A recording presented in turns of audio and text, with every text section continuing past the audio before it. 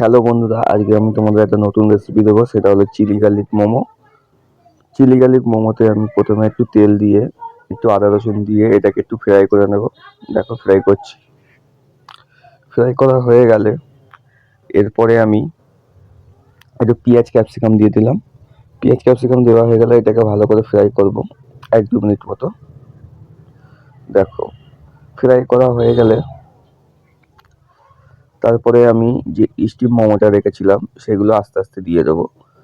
এখানে তোমরা মোমো ফ্রাই করবে না, স্টিম মোমোটা দেবে। জাস্ট স্টিম মোমোটা দিয়ে দেখবে যে তোমাদের মোমোর টেস্টটা কত সুন্দর বেড়ে গেছে। দেখো আমার ফ্রাইটা প্রায় হয়ে এসছে, এবার আমি মোমো দেবো। দেখো একদম স্টিম করে রেখেছিলাম, যে মোমোগুলো বয়েল করে রেখেছিলাম সেইগুলোই দেবো। দেখো আমি মোমোগুলো দিচ্ছি। এইভাবে মোমোটা বানালে মোমোর টেস্টটা আরো বেড়ে যায়। প্যান ফ্রাইয়ের থেকে এই মোমোটা খেতে আরো ভালো লাগে। দেখো মোমোগুলো আমার প্রায় দেওয়া হয়ে গেছে। এবার আমি সস দিলাম,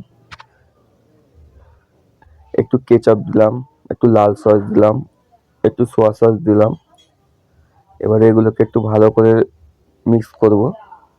মিক্স করা হয়ে গেলে এবার এটা একটু গ্রেভি গ্রেভি হবে বলে আমি একটু স্যুপ দিয়ে দিলাম।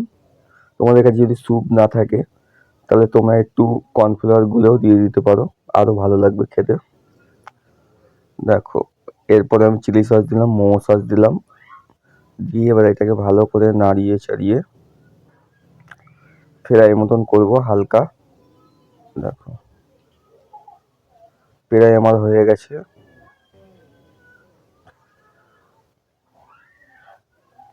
আমার প্রায় মোমোটা রেডি।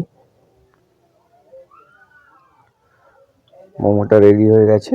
তোমরা এইভাবে একবার করে দেখো, মোমোটার টেস্ট খুব ভালো হয়ে যাবে। এরপরে আমি একটু জিরা মতো দিয়ে দেবো। দেওয়া হয়ে গেলে আমার মোমোটা রেডি। এইভাবে বন্ধুরা তোমরা চিলি গার্লিক মোমো করে দেখো, খুব ভালো। না মোমোটা ফ্রাই করতে হবে না কিছু করতে হবে।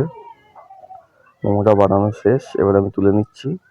যদি তোমাদের ভালো লেগে থাকে রেসিপিটা, একটা লাইক একটা সাবস্ক্রাইব করে দিও, আর আমার চ্যানেলটাকে একটু ফলো করো। Thank you so much.